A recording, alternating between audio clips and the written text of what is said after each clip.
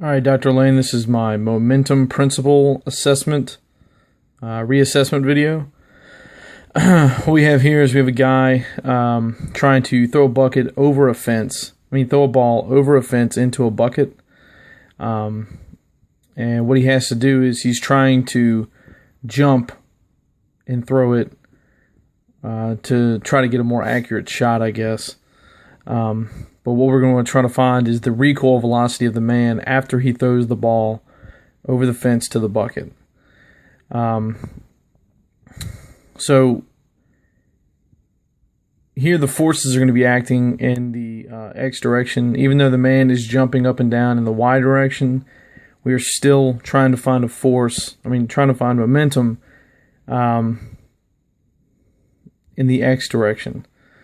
So if we're trying to find the velocity of the man, the recoil velocity of the man, it's going to be in the X direction. It's going to be negative because he's going to be going backwards, back towards, away from where he's throwing the ball. So away from the fence or away from the bucket. So we're going to start off with PB equals PA, so momentum before and then equals the momentum after.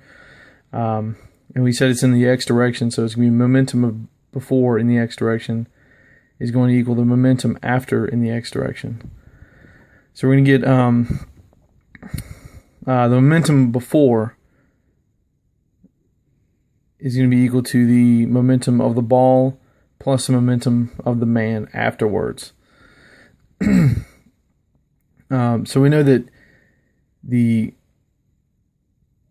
velocity of the man before is 0 because he hasn't thrown the ball yet, so his recoil velocity isn't going anywhere. He's just jumping up. So we're going to set everything to 0. We're going to plug in our knowns, our 7 kilograms for the ball, our 5 meters per second for the initial velocity of the ball, or for the the velocity of the ball, since we're not really changing velocity there.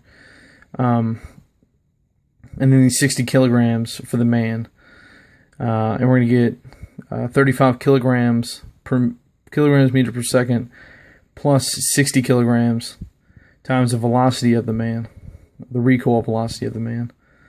And we're going to divide it out, and we're going to get an answer of 0.58 meters per second for the recoil velocity of the man, which sounds right, and I think it is right, because being that the man is around almost 10 times the size of the mass of the ball, you would think that his recoil velocity is going to be somewhere around 10 times less than what the velocity of the ball is going to be.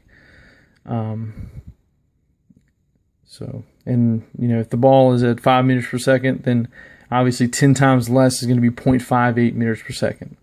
And it's negative because we're traveling in the negative X direction.